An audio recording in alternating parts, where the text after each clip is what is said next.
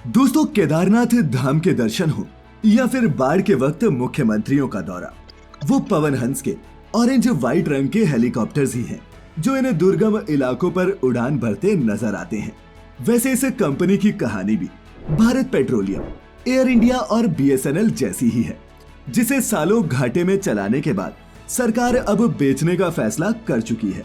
लेकिन दशकों तक भारत की सबसे बड़ी हेलीकॉप्टर सर्विसेज कंपनी क्यों चल रही थी लॉस में, और कैसे इस विशाल कंपनी को बेच दिया गया कोड़ियों के भाव, बताएंगे पवन हंस के शुरू होने से बिकने तक की पूरी कहानी फैक्टिफाइड हिंदी की आज की इस वीडियो में।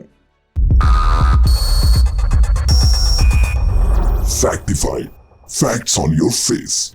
दोस्तों, पवन हंस की कहानी शुरू करने से पहले ये जानना जरूरी है कि हेलीकॉप्टर सर्विस देने वाली इस कंपनी का फिलहाल स्टेटस क्या है और क्या सरकार ने इसे पूरी तरह से बेच दिया है।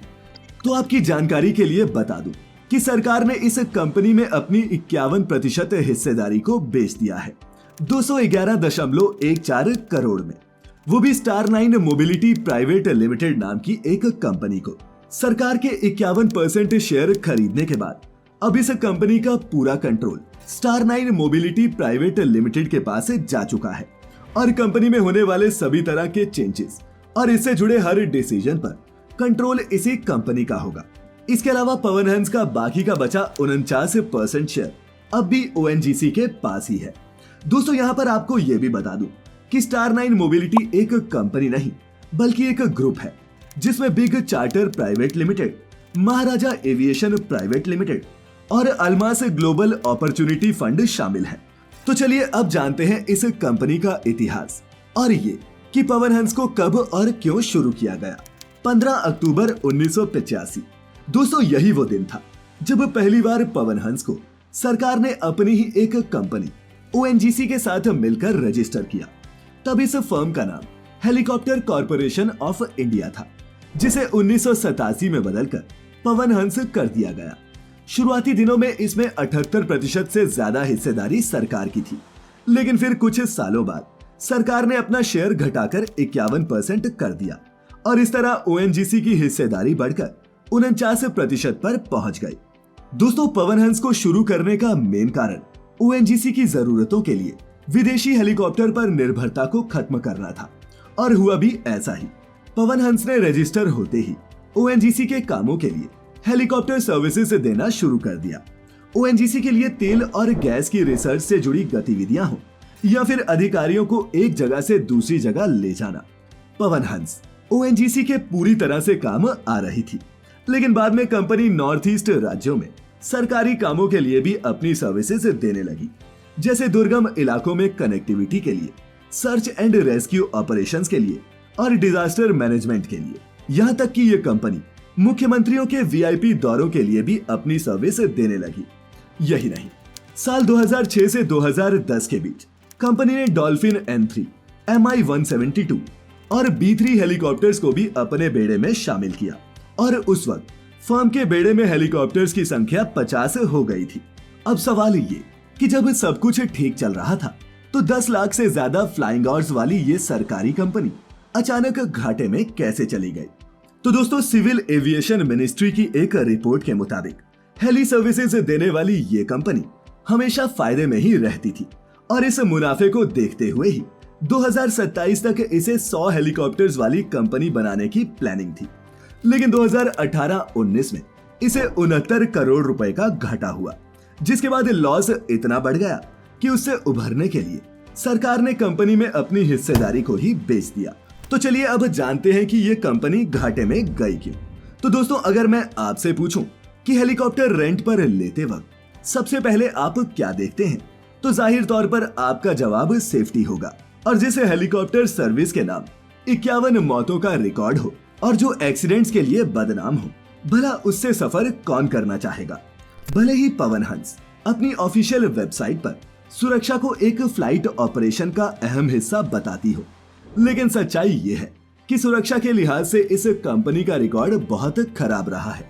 इंजन की समस्या हो, ऑयल लीकेज की दिक्कत या फिर सेंसर्स में गड़बड़ी, कंपनी हर कुछ सालों में किसी न किसी वजह से सुर्खियों में रही है। पहली बार इस कंपनी का हेलीकॉप्टर साल 1988 में हादसे का शिकार हुआ। माता वैष्णो देवी में हुए उस हादसे में 2 पायलट समेत 7 लोगों की मौत हुई। वहीं साल 2011 में पवन हंस के हेलीकॉप्टर्स के हादसों में सबसे ज्यादा 31 लोगों की मौत हुई। इसमें अरुणाचल प्रदेश के फॉर्मर सीएम दोरजी खांडू की दर्दनाक मौत भी शामिल है। दरअसल 30 अप्रैल 2011 को पवन हंस के AS B350 B3 हेलीकॉप्टर में सवार थे, लेकिन उड़ान भरने के कुछ ही देर बाद यह हेलीकॉप्टर क्रैश हो गया, जिसमें खांडू सहित 5 लोगों की मौत हो गई। और दोस्तों, खांडू की मौत से गुस्साए उनके समर्थकों ने तब पवन हंस के ऑफिस के बाहर हंगामा भी किया था। इसके बाद 13 जनवरी 2018 को भी पवन हंस का एक हेलीकॉप्टर मुंबई के जुहू हवाई अड्डे से उड़ान भरने के तुरंत बाद लापता हो गया। हेलीकॉप्टर में ONGC के अधिकारियों समेत 5 लोग सवार थे, जिनकी इस हादसे में मौत हो गई।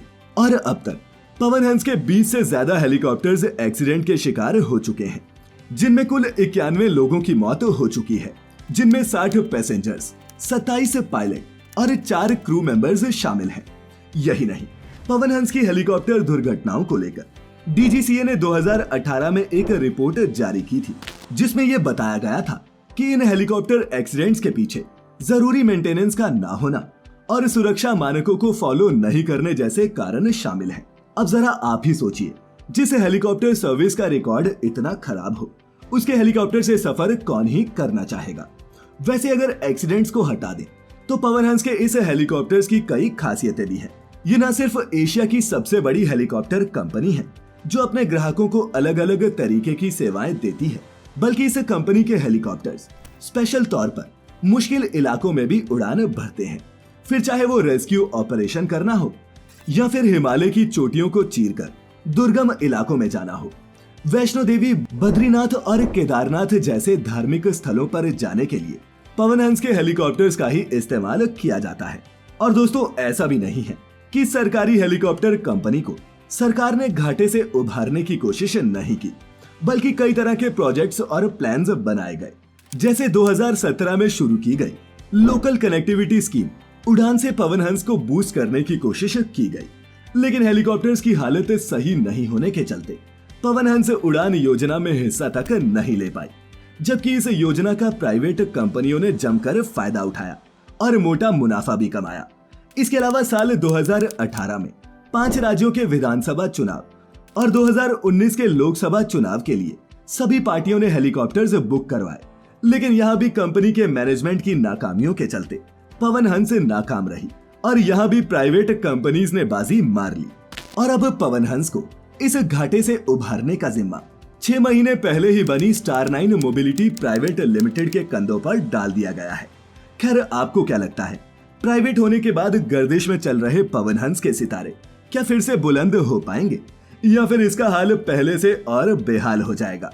अपनी राय नीचे कमेंट करके जरूर बताएं और ऐसी सभी इंटरेस्टिंग और इंफॉर्मेटिव वीडियोस देखते रहने के लिए जुड़े रहें फैक्टिफाइड हिंदी के साथ। अपने चहेतों का ख्याल रखें, खुश रहें और वीडियो पूरी देखने के लिए आपका बहुत बहुत शुक्रिया।